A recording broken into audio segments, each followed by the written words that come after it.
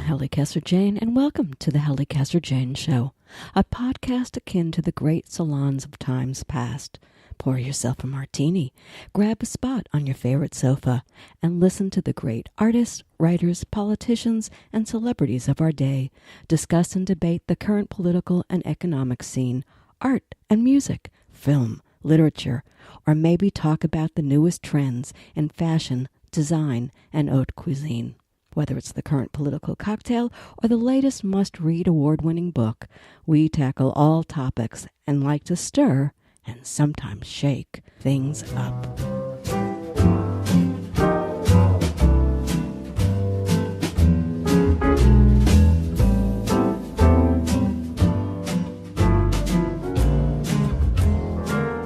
I recently had the pleasure to speak with two very different men.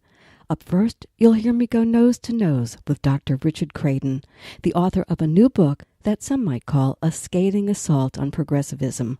His book, Out of Control, Apocalyptic Psychology in the Age of Trump.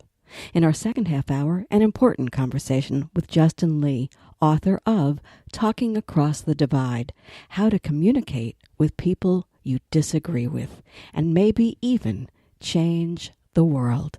Politics, communication, how do we cross the great political divide on this episode of the Halli Casser-Jayne Show. Let's get to it.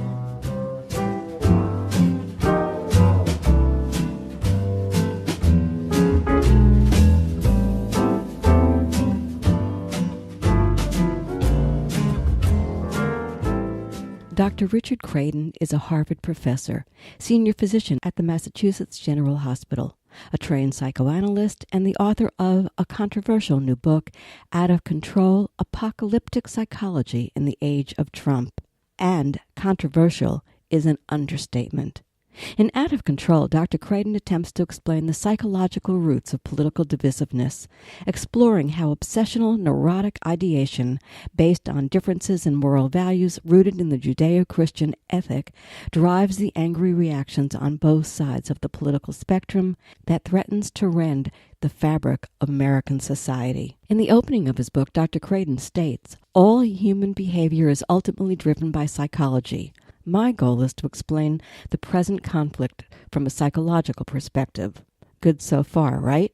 And then Kradin goes on to say that change is occurring rapidly on the political left, asserting that there has been a progressive breakdown of traditional moral values concurrent with the emergence of feminism, identity politics, and peer pressure mediated via social media. These changes have increased existential societal stress, producing a perfect neurotic storm on the left that aims to cleanse society of any traces of chaos, strong emotion, or natural human bias via a strategy of political correctness that threatens American freedom of expression. Dr. Kradin argues further, the moral stances of the left are both extreme and self-defeating. And I quote, "The virulent reactions on the left to Donald Trump are based on his unpredictable style rather than his policy successes, which are uniformly denied by the left." Let's talk with Dr. Richard Kradin. A fascinating book. In your mind, it sounds like, from my reading of what I read, it sounds like Americans are either wacko progressives or sweet, measured conservatives. And I'm always wary of that kind of judgment. Talk to me. Explain. Where are you coming from in all of this? Well, I think there are wacko conservatives as well. But I think increasingly the political spectrum has changed, and there appears to be, at least in terms of whose voice is being heard most prominently in society, it seems to be the progressive side of things. And you base that on what? I base that on my reading, my watching of the news, my conversations with colleagues, my conversations with relatives, children, things like that. Okay. So let's go backward a little bit. Tell us who you are. Your qualifications. You are a doctor. Talk to me. I'm a doctor. I'm a psychoanalyst. I'm trained both as a Freudian and Jungian analyst. I'm a professor at Harvard, and I've written several books and lots of papers on a whole variety of topics, including morality and religion and psychoanalysis and other aspects of medicine. So that's who I am. Okay. Did you go to Harvard, or are you a Harvard graduate, or where did you go to undergraduate? I went to NYU. I then went to the University of Pennsylvania. I did my medical training at Harvard, and I have a degree in religion from Harvard. So if they say that everybody from Harvard is a liberal, that may be not true. It's pretty close to true these days, but it's not entirely true, and I'm living proof, I guess. Okay. So I wonder what it's like to be in that atmosphere where it's them against just little old you, yes? Well, I won't say it's unpleasant. It's not quite that, but it's difficult. It's difficult to find a meeting of the minds with most people here. Okay. So why did you feel you had to write Out of Control, Apocalyptic Psychology in the Age of Trump? And what do you mean by apocalyptic psychology? Well, I tend to see political conflicts largely based in religious terms, and that is that philosophy, has borrowed in many respects in politics as well from what were fundamental religious differences between Judaism and Christianity, for instance. And so I think what we're looking at today in terms of the culture wars and the increasing bitterness on both sides that I see, at least on the news, is very akin to what one sees in religious conflicts. So that people have strong moral feelings about what's right and what's wrong. And I think those really tend to shape political arguments today. So I think it's fair to ask you what your religious background is, because I think we all come from our own perspectives. What would that be for you? I certainly will share you mine, but talk to me about yours. It is fair to say I am a practicing Jew. That's my religious training, but my master's degree was in early Christianity, so I'm pretty well versed in Christian religion. I did many, many years of studying Buddhism as well. So I'm just an ardent fan of religious thought. I find it interesting, and again, I think it in some ways permeates a lot of our thinking today, but largely unconsciously. Well, so how interesting is that? I, too, am of the Jewish persuasion. I share very different points of view than you. Yeah. And I think as we go on in our conversation, we're going to see something quite interesting between the two of us as representative of something. And I, too, have studied, of course, Christianity, Buddhism, yada, yada, yada. And I like to have both sides on my show, which is why you're here today. But this out of control, and I know you're speaking to progressives, that's a heck of a accusation against what is better than half of the American electorate.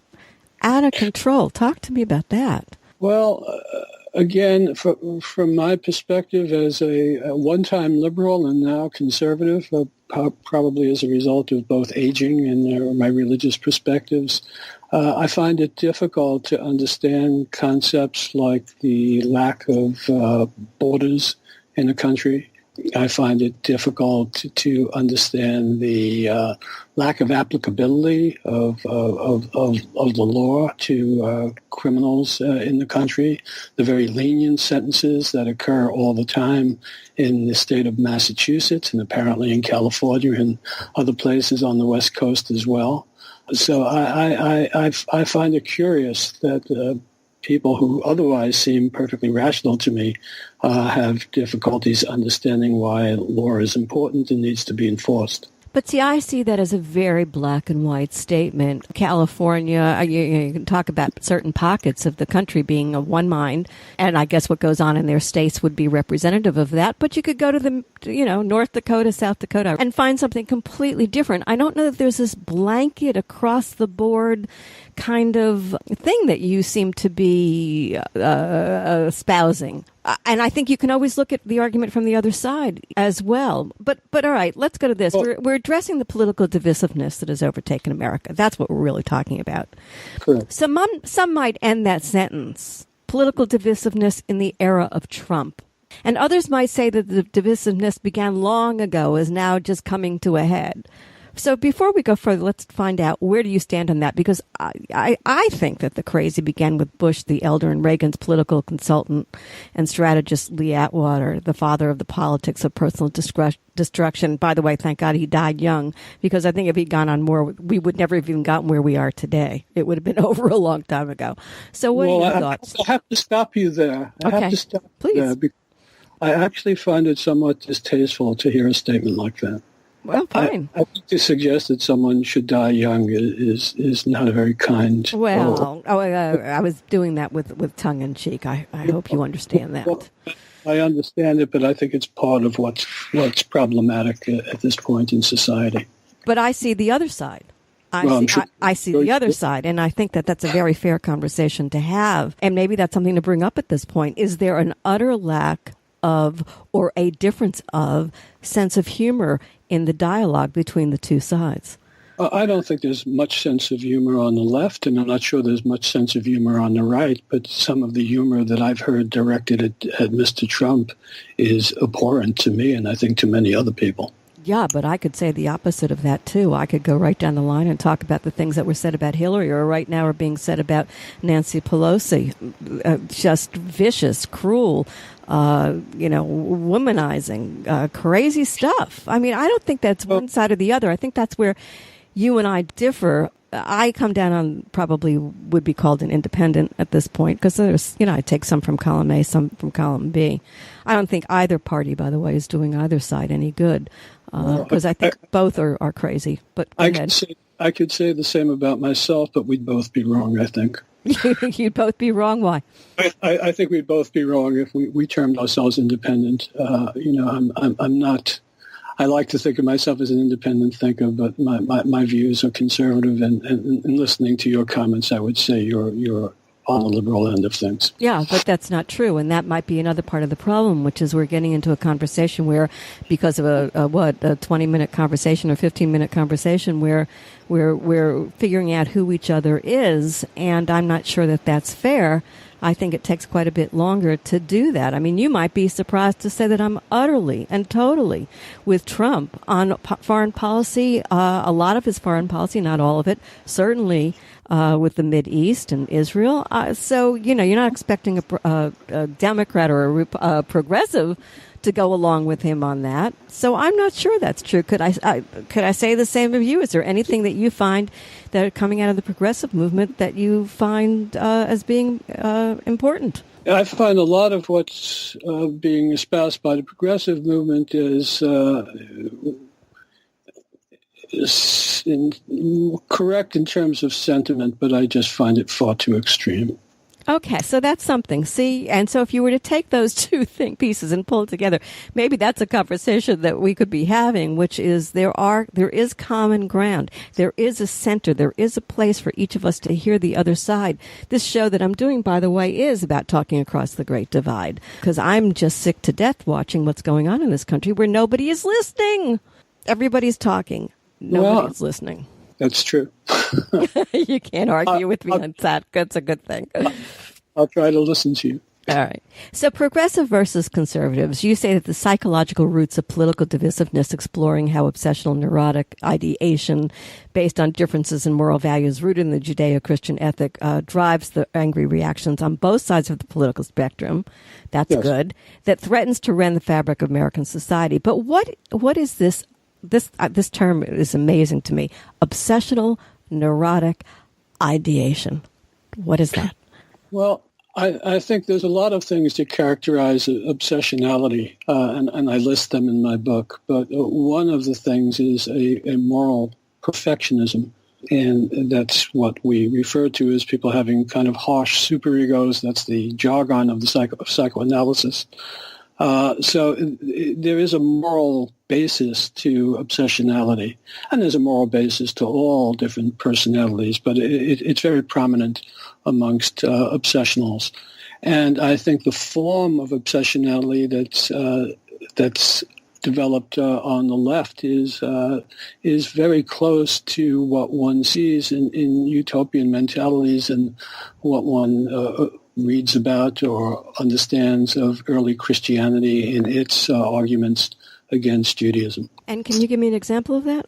Yes, I'll give you the example of St. Paul, or Paul, if you prefer, Saul of Tarsus, who was essentially the first theologian of early Christianity. And Saul's position was that Judaism had become a law-based religion, which it is, and that Christianity would now be based on a certain form of morality that had shed, its bounds to the law.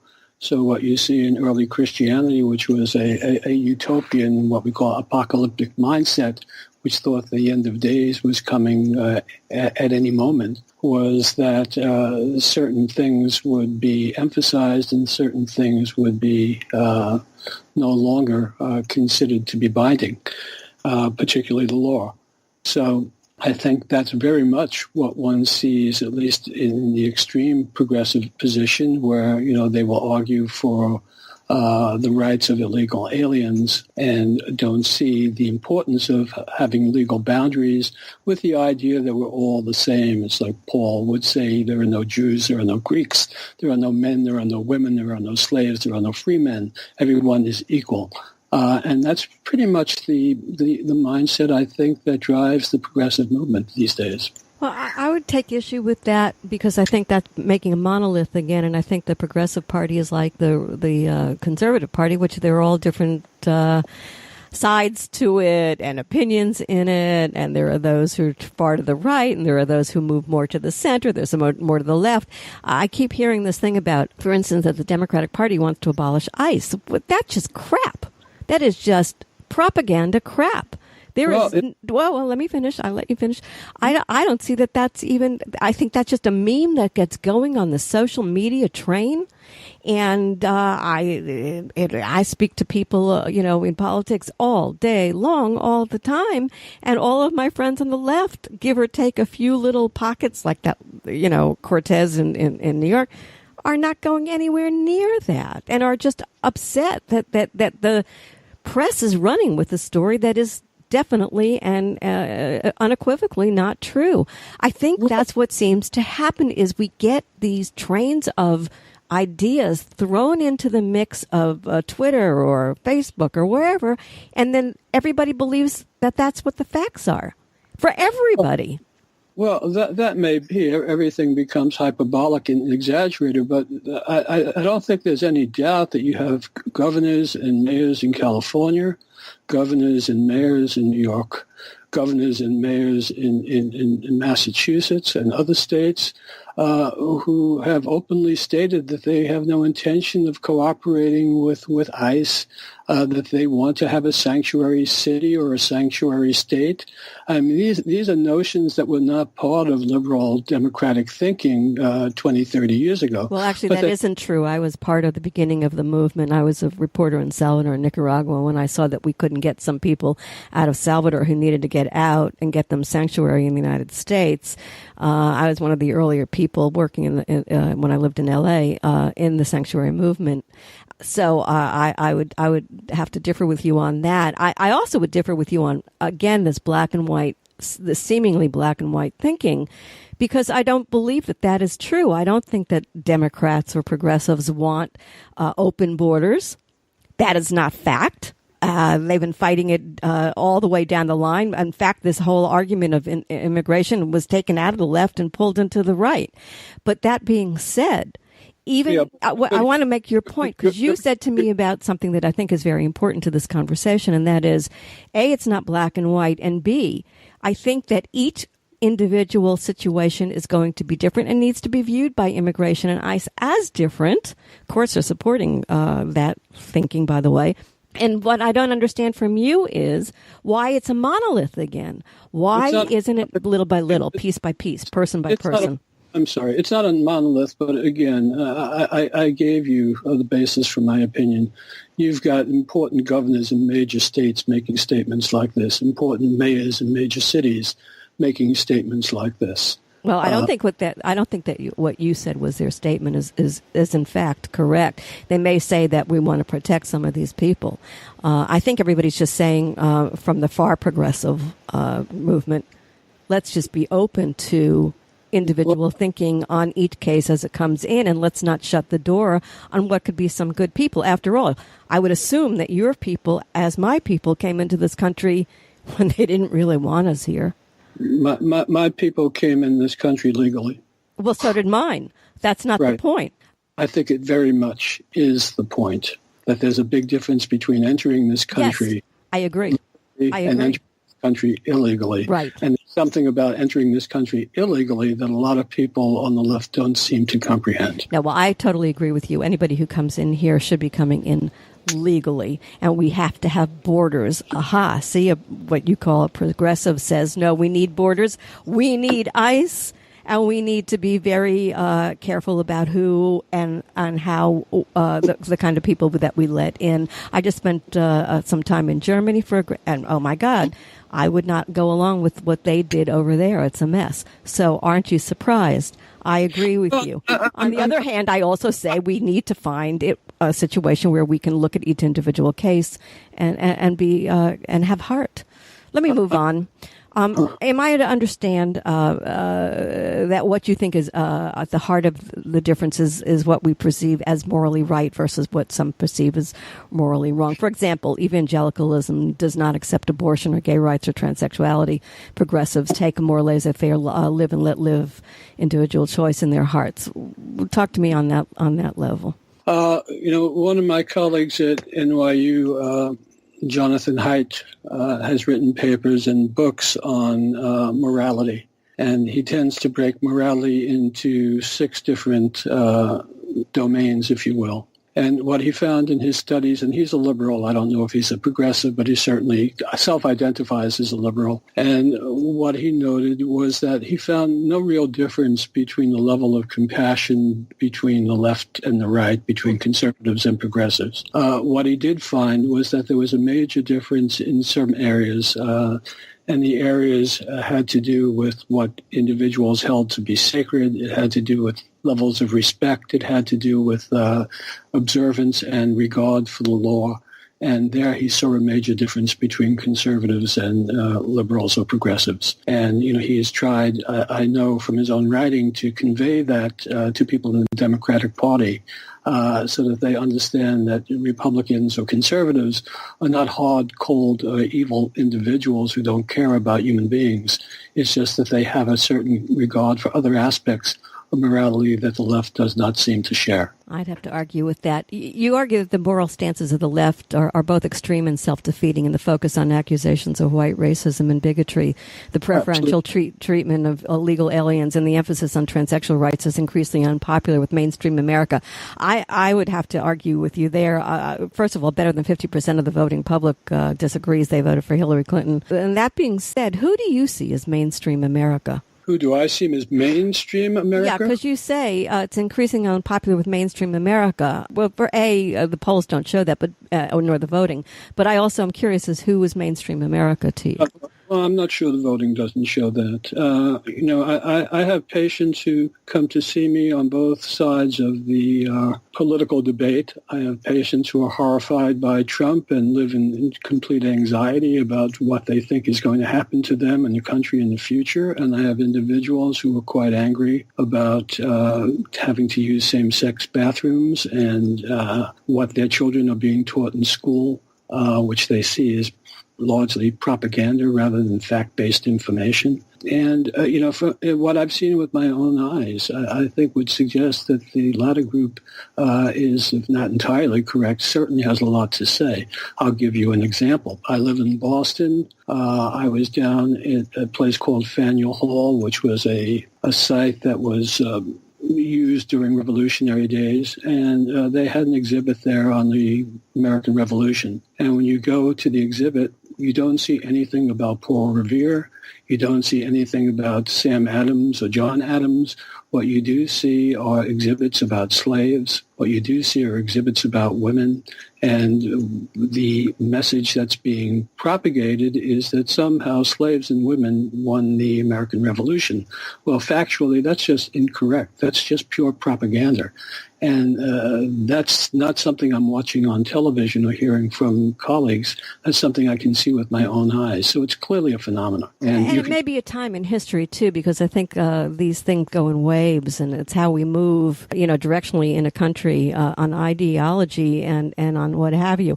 I have to go. We have very little time left, and I still have a lot I want to talk to you about. So forgive me if we don't get into it depth. Maybe you want to come back. Maybe you don't. And we could go into more depth. But is there a place in your argument for head versus heart?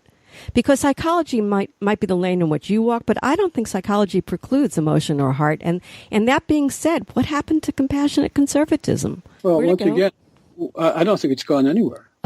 I don't think, this is the problem. I don't think it's gone anywhere. I consider myself to be a compassionate human being, and most of the conservatives that I know are of the same ilk. So you would think it's okay to put kids in cages and take them from their parents as a psychologist with no damage to their kids? I'm not sure. Well, first of all, I'm not sure kids are being put in cages. Well, they are. And if they were being put in cages, they've been being put in cages for the last 15, 20 years when kids are separated at the border because their parents choose to come here illegally. No. Let's get facts straight. They are now being separated by their parents. That has not been an ongoing thing. That is something that Trump decided to do. How are you and where are you on that? Is that psychologically good for those kids, those parents? Is that acceptable to you, compassion and you call that compassionate if it is acceptable to you? Well, once again... let's just stay on that. Yeah, I'm going to stay on it. Okay. I talk about it in the book. I may not share the view of many of my progressive psychotherapy colleagues either. And that is, I'm not sure what you're referring to as trauma is really an event that's going to have a major emotional impact on a child. Being separated for a day or two from a parent is not necessarily going to lead to a personality disorder or irreparable harm. And the fact that it needs to happen, there's reasons that it's happening. I don't think anybody chooses to do it that way, but, their parents choose to come here illegally, so there are issues. And as is always mentioned, if a parent is arrested in this country, an American citizen, that parent is separated from his children as well, or her children. So there's no reason why we should have two different standards for people who are citizens and people who are illegal aliens. No, I don't think that the two are the same at all. We're putting kids who don't even speak the same language into these just horrendous, disgusting places. Perhaps they don't belong here. Perhaps their parents... That isn't their fault, though, is it? They are the victims. Do you believe in victimization? No, I don't. I don't victimization. No, I don't. I think it's one of the major problems with psychotherapy and in the entire culture. It's been written about, in some detail. I think one of the basic problems in the culture is that we've turned everybody into victims, and we've alleviated them of personal responsibility, which is important for mental health. Do you think conservatives are out of control? Some, I'm sure, are. Most of the ones I deal with, I don't think are. No. Okay, and the ones who are, why are they out of control? I'm sure many progressives are not out of control either, but there are people who are. Well, but your thesis is that it's the progressives, and you don't apologize for conservatives at all. So that's why I had to ask that question. I don't apologize because conservatives have lost elections in the past, and they did not like Mr. Obama for many reasons, but it wasn't a 2-year rant about the outcome of an election. I don't think we've ever had a situation where we may have things like collusion and obstruction of justice since Nixon, another Republican. Then you get into whether Republicans are less following of the law. I don't see any evidence for collusion. I don't see any evidence for obstruction of justice. And I suggest you keep watching the news and see how it unfolds. Well, I think we both do, but I have news for you. I'm not going to say that I see it or I don't see it, other than what's been on the news, because we don't know what Mueller is doing, so neither of us can make a blanket statement one way or the other. I think we have to take that into... All you do is watch CNBC and CNN. I would suggest that you're not getting the news straight. I actually watch Fox. Okay, well, then if you watch Fox, then you'll know what I'm talking about. No, it's called propaganda.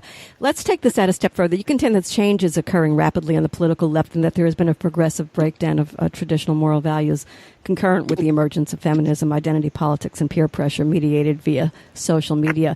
These changes have increased existential societal stress, producing a perfect neurotic storm on the left that aims to cleanse society of any traces of chaos, strong emotion, or natural human bias. Now, Richard, I could take that out, the whole sentence. You know where it's going. I agree that political correctness has been taken far too far by many. Yep. I do. Well, I'm with you on that. It's bizarre. But do you think people who believe that women should be able to work for equal pay for equal work, or that women should have a right to choose or control their bodies, or that gays should be able to choose who they love, or thinking they want to cleanse society of any traces of chaos, strong emotion, or natural human bias via a strategy of political correctness, or are the progressives simply more compassionate? I go back to that. And can I bring up the Bibles, which you brought up? 2,000 years old. 2,000 years. Jesus would have been a progressive if he were alive today, if there was such a person as Jesus. As you and I have different points of view than most on that. Jesus was of the mindset that the world was coming to an end as we know it imminently. And the fact of the matter is, perhaps his mindset works very well, and perhaps the progressive mindset is perfectly applicable if we're coming to the end of time. But we're not to my knowledge. So I'm not sure. It's a functional, workable mindset. Are you born again? Am I born again? Are you Christian? A Jew who believes in Jesus? No, I'm a Jew. Okay, I just wondered.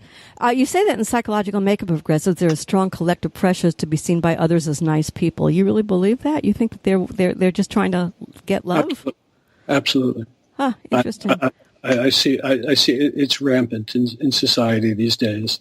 And what we learn from psychoanalysis, at least what I've learned from psychoanalysis, is that people who are very ardent in being kind are the people you need to be most concerned about.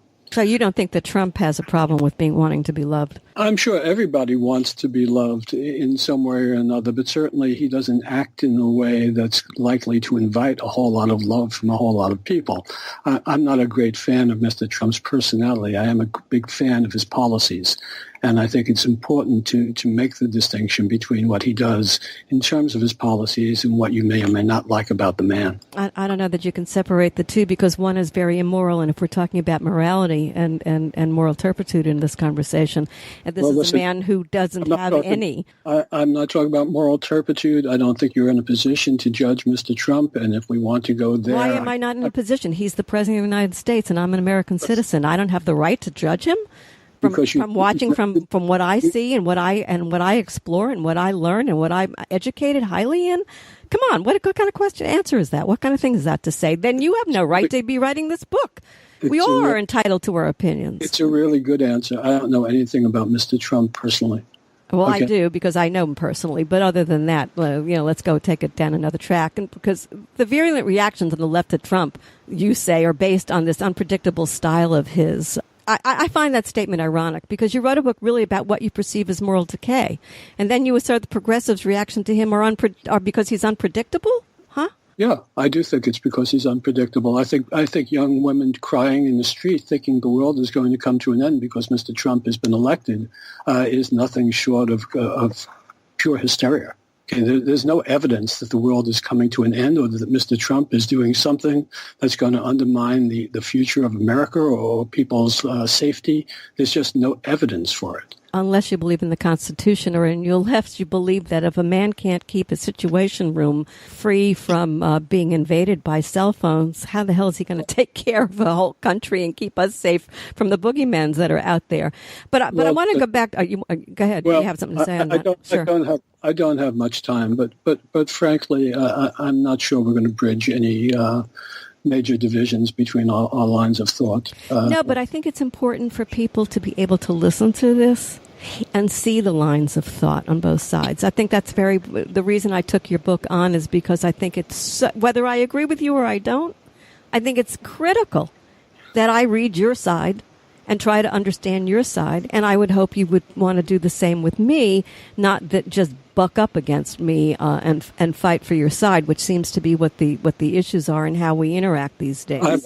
I've been on your side in different phases of my life. Me too. I've been on yours in different phases of my life. I'm just saying, don't understand where you're coming from. I just no longer agree with it. Right. So, but here's another point that I do want to make. According to the Washington Post, as of day 558, Trump has made 4,229 Trumpian claims, an increase of 978 in just 2 months, which is an overall average of nearly 7.6 claims a day, up from an average 4.9 claims a day in his first 100 days. In other words, we're talking about his lies. Where are you on that? I have worked for individuals my whole life in positions of power. I've never met one who is honest. And so Mr. Trump is not honest. Mr. Obama was not honest. Mr. Bush was not honest. And it goes on and on. So power just tends to corrupt, and honesty, I'm afraid, is not one of the things I necessarily look for in a person who's in the political arena.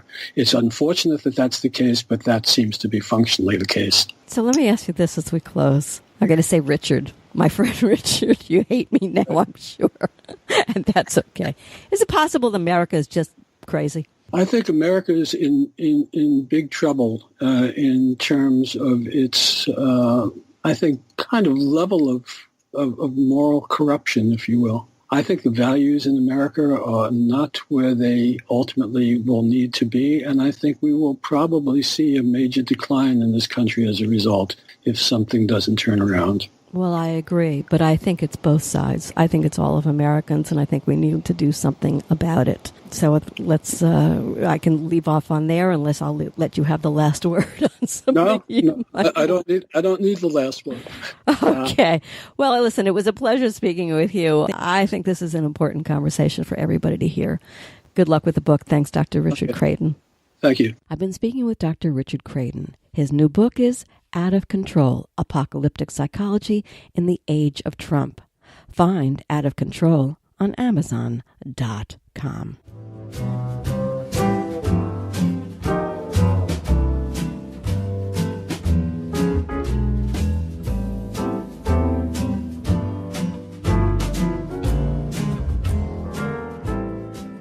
You are listening to the Halli Casser-Jayne Show. My guests today are Dr. Richard Kradin, the author of Out of Control, and Justin Lee, the author of Talking Across the Divide. The Halli Casser-Jayne Show posts new podcasts Wednesday, 3 p.m. Eastern at hallicasserjayne.com and is available wherever you listen to your podcasts. Be sure to find me on Google Podcasts, Spotify, Apple Podcasts, or wherever you do listen to your podcasts. You can find the Halli Casser-Jayne Show on your Alexa device, too. Oh, and come play with me on Twitter at the Halli CJ Show.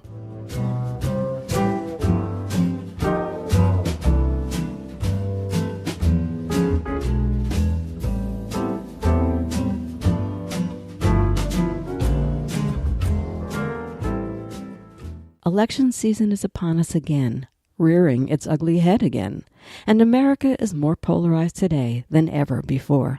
Whether the issue is Donald Trump, healthcare, abortion, gun control, or even DC versus Marvel Comics, it can be hard to voice an opinion without ruffling someone's feathers.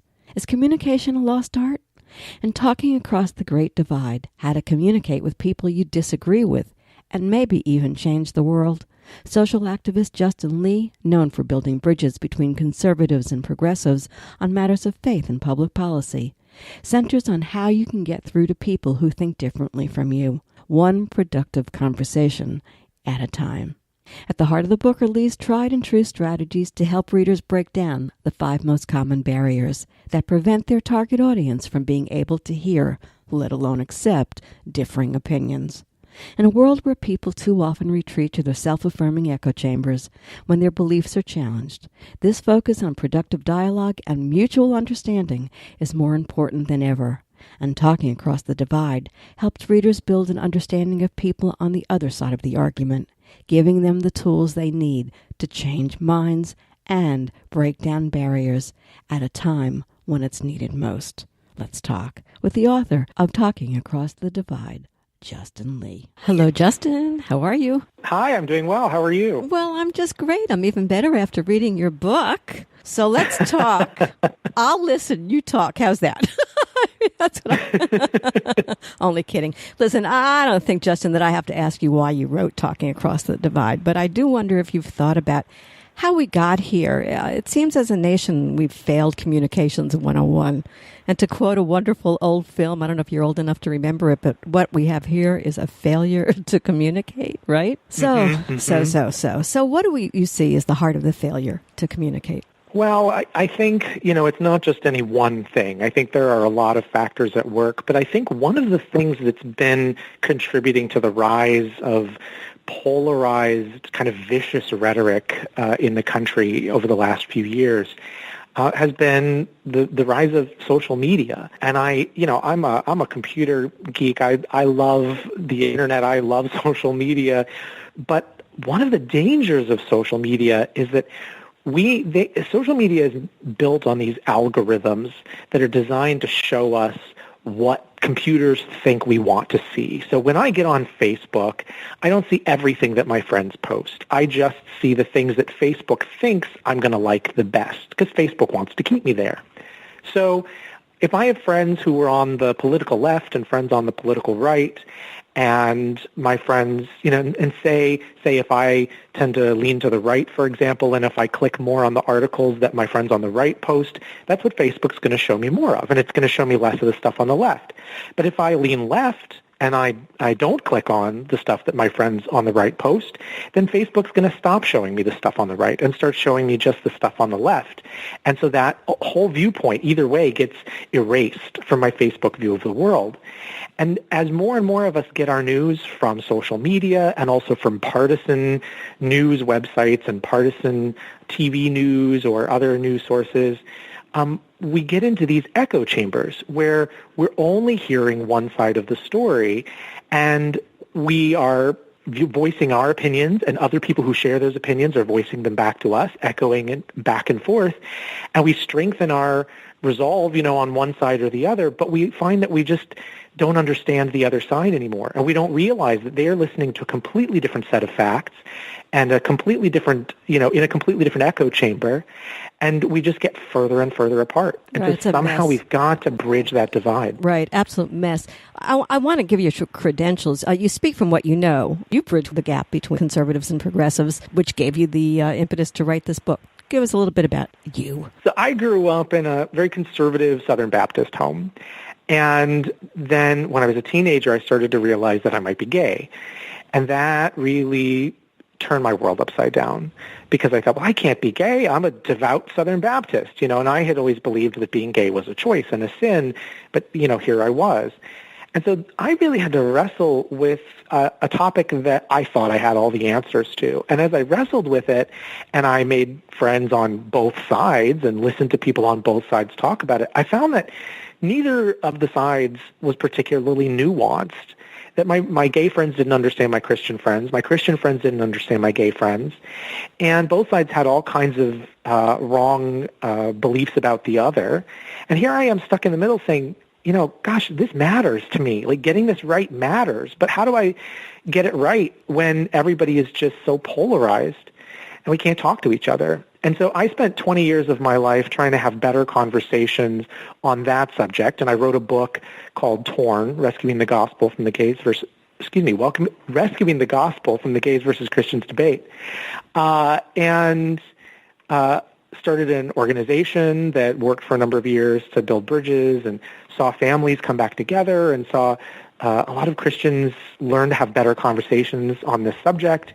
And I thought, as I watched what was going on in society at large, I thought, gosh, we can apply these same principles that have worked in this area to a variety of other areas. And so that was the genesis for Talking Across the Divide. And I wanted to make that point because we can make this work.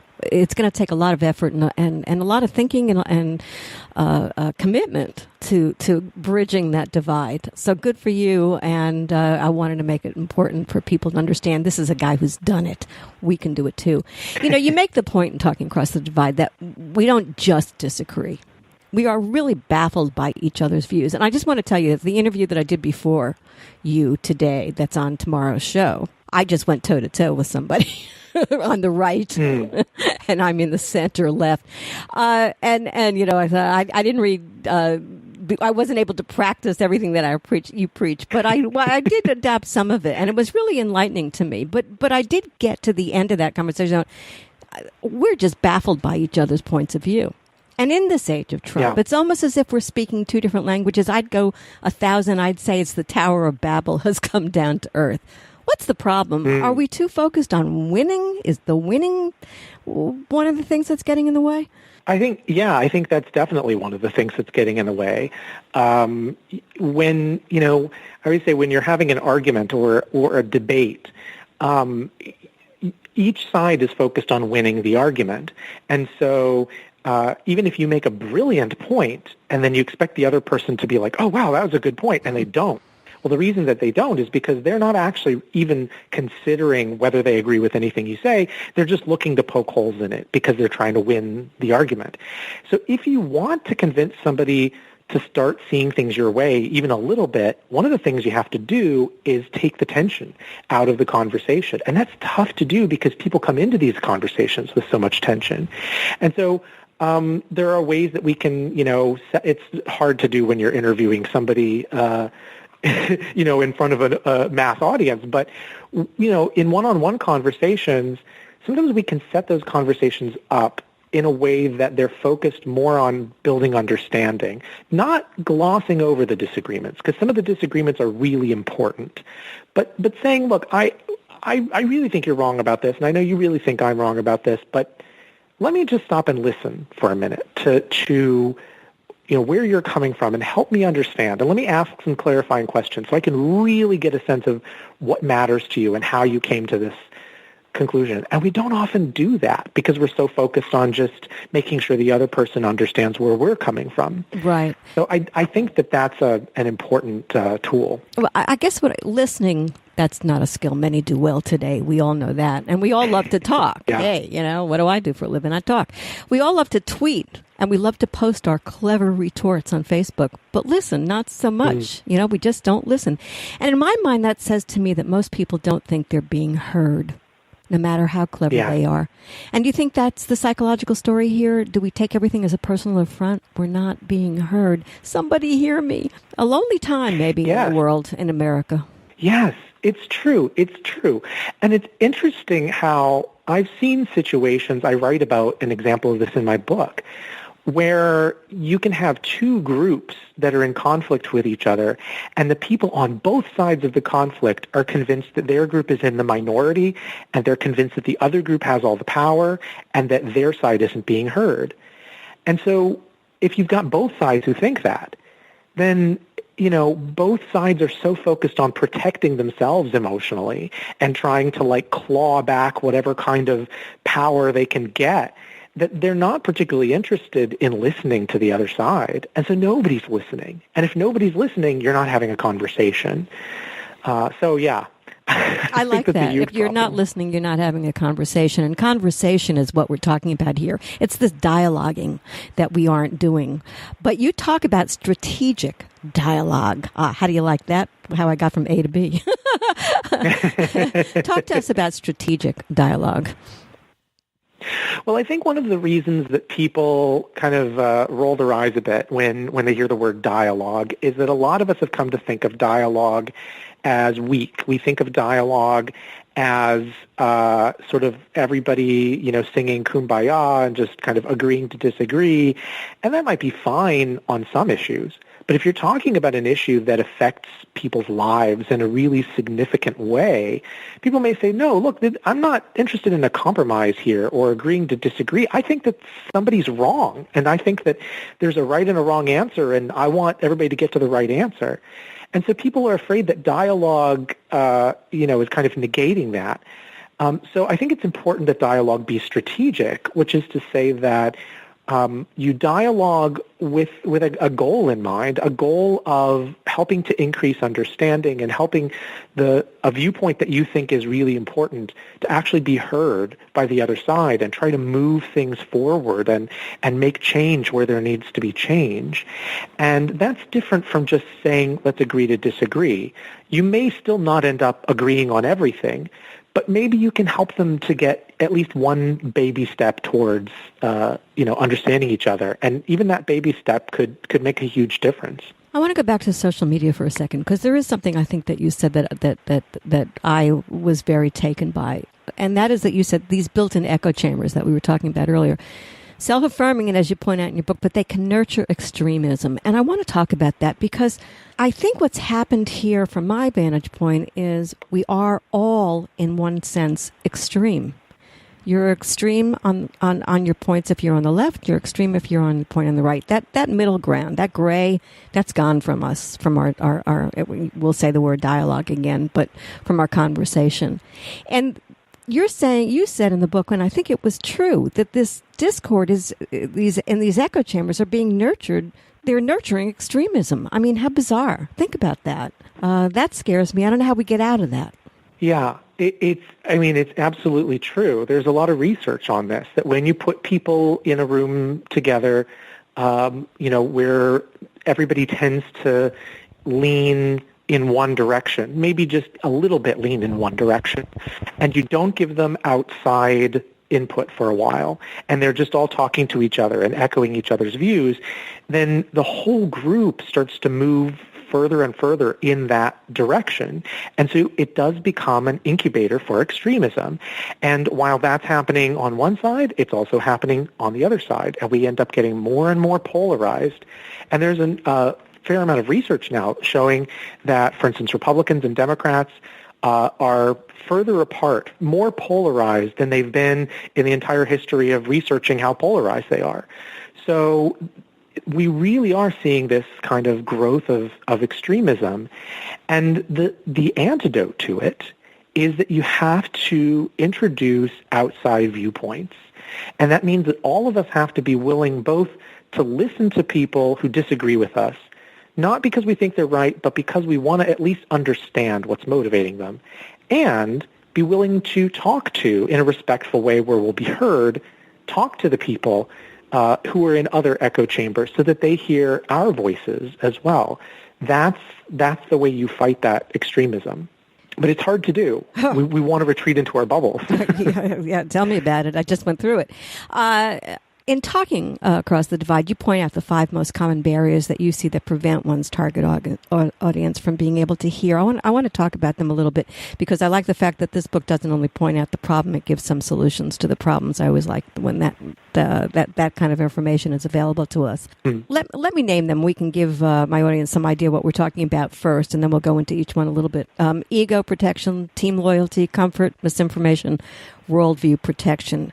Also, before we talk about those 5 barriers, I want to make the point that although you focused on the problems of our political discourse, this book applies to marital discourse, workplace discourse, you name it, it's applicable. I love that too. So I just wanted to make that point. But let's go back to, let's talk about the mighty ego. I don't have one. What about you?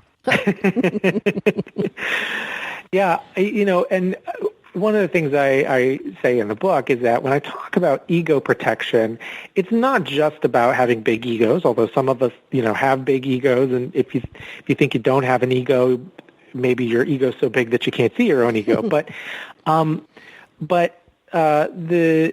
It's this kind of defensiveness that we get into. We don't want to look foolish. Nobody wants to look foolish. Nobody wants to look like the villain or the idiot.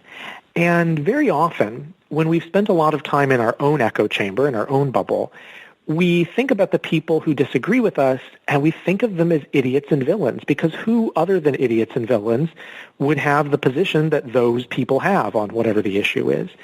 And so we go in to have a conversation with them, and right away we're talking to them in this very condescending way that treats them as, either an intentional villain or an idiot, and they sense that from us.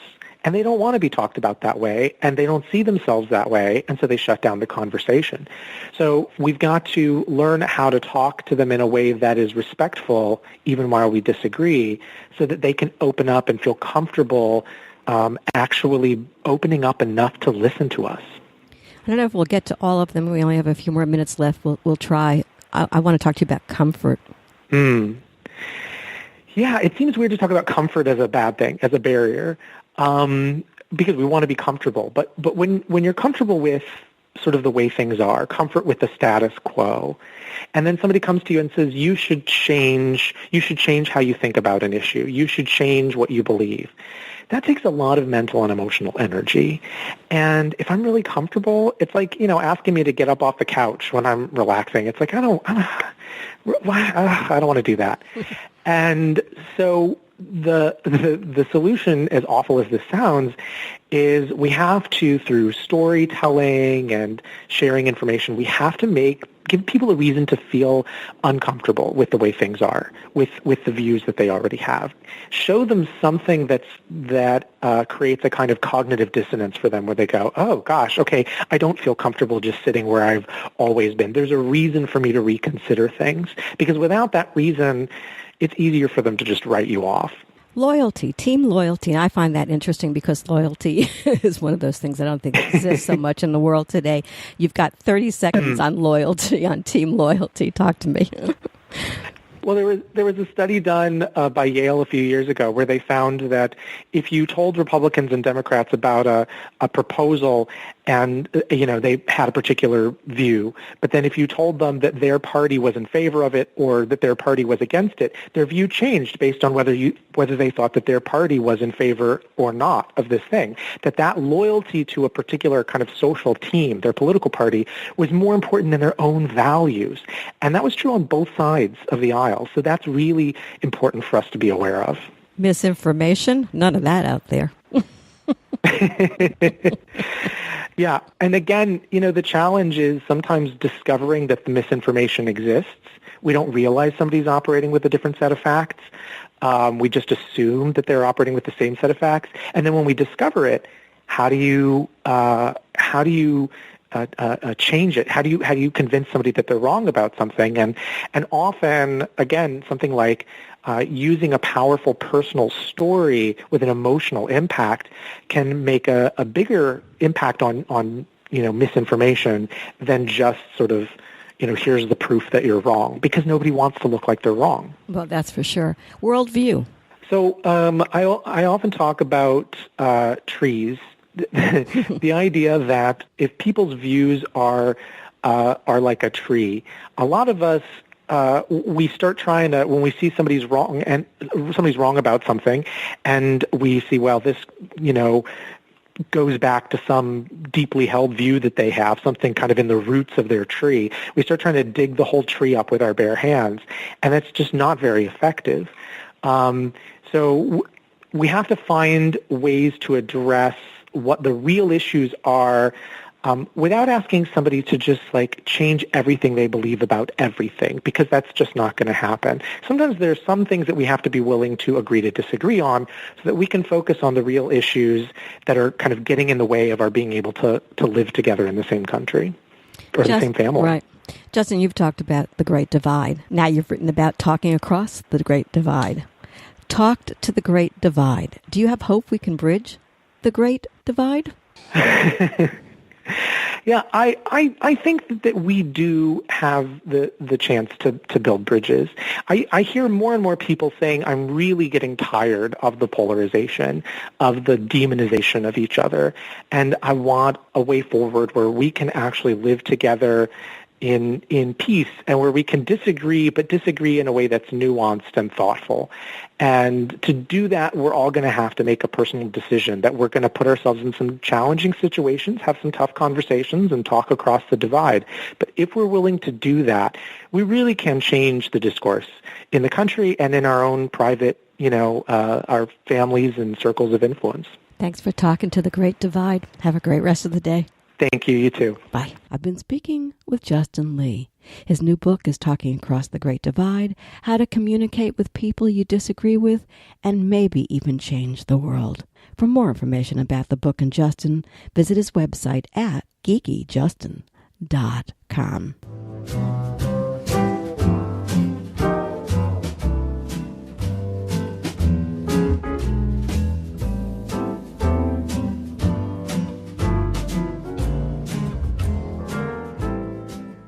Thank you so much for tuning in to the Halli Casser-Jayne Show.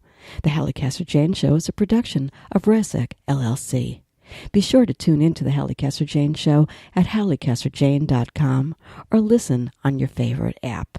New podcasts are posted Wednesdays, 3 p.m. Eastern.